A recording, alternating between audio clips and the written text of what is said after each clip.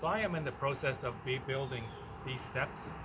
I've already completed the railing here on my left, and I'm working on completing the railing here on my right. The stage that I'm at right now is I need to know the height of this spindle from here to there, such that the height here for the handrail is the same height on this side. One way to do that is I can use a measuring tape. Take the tape, I can measure from the bottom here to the top. That looks like about 29 inches. Problem with that is, if I cut this to 29 inches, it will match from the top of here to the bottom there, but these spindles are recessed inside of the two pieces, the top and the bottom, much like this, and recessed inside. So there is a cavity that I need to take into consideration.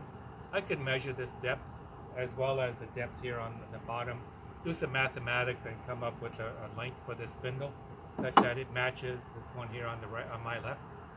I'm going to do a different route, however. I know that the top of this post is exactly identical to the top of this post. These two are in line with each other. So I'm going to take the measurement depth from the top of this post to the top of this handrail and transfer that to here, and then I'll just build the handrail accordingly from there, and I'll do some calculations for the actual spindle itself. I'm going to do that using a vernier caliper. And the vernier caliper has the ability to measure depth. So let's do that.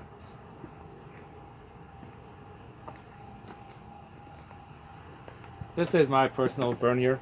It's a dial vernier caliper. I like this one because it doesn't have batteries, and batteries don't run out. This thing here is always available to me to use. And I'm going to measure this height, or this depth. In doing so, and this is in inches, and it is 4.6 inches. 4.6 inches. Now let's do the same measurement here on the other side. I need to make a quick assembly. Here is the spindle going into its groove, and I'm going to put the spindle here going into its groove. I'm going to make this height measurement. Now I expect this one here to be taller, or a shorter measurement, shorter depth going down, and I get it to be 4.3 inches. There's 4.3 inches. So that one was 4.6, did I say?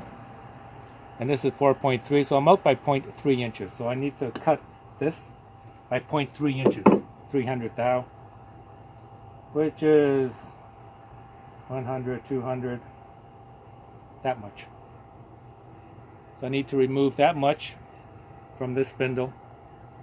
And then this spindle here, one fully assembled, will be the same height as the spindles on my right, and this handrail will be the same depth, and then I'll just carry it on from there.